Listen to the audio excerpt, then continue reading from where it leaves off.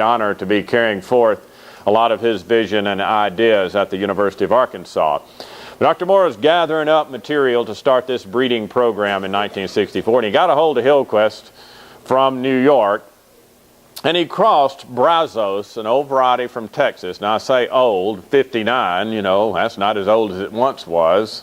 If Brazos is old, that means I'm old, and I don't want to be hopping into there because I'm 2 years older than it. So anyway, crossed with Hillquist in 67.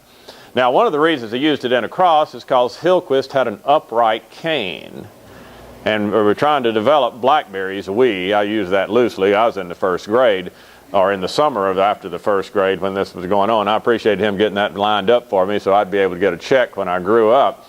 But he used this thing in crosses, and in 1970 he selected a plant called Arkansas 593.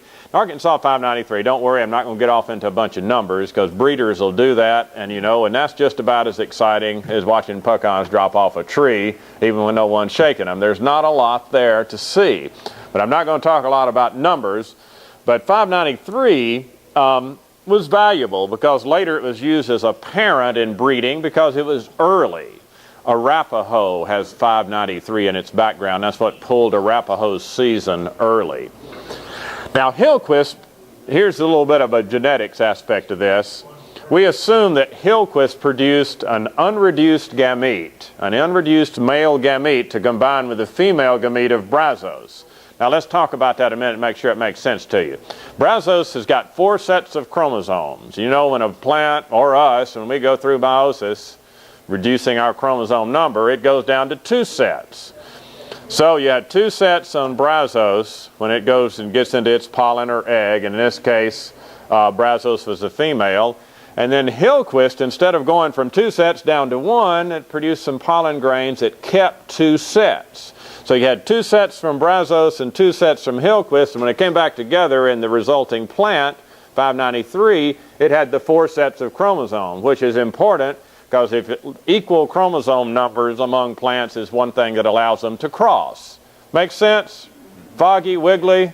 I can see a lot of heads going up and down. That's what I like to see. Why wouldn't it have been a triploid deal from crossing the... Now, if you take a 4x by a 2x and go through reduction, you get a triploid.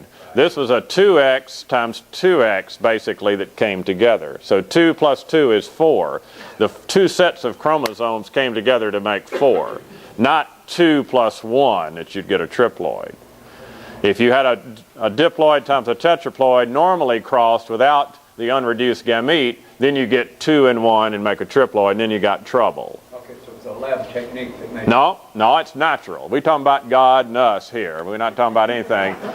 And you can call that luck if you want to. I don't much believe in luck anymore, but I'll take it if I think it's coming. So anyway, so that was a good lick. Now, those of you that are interested in blueberries, God got mixed up in another lucky lick one time some years ago. George Darrow and Ralph Sharp messing around trying to make high bush blueberries that would ripen early and, not necessarily ripen early, but have low chill. The same thing happened to them using Vaccidium darrowi in Florida.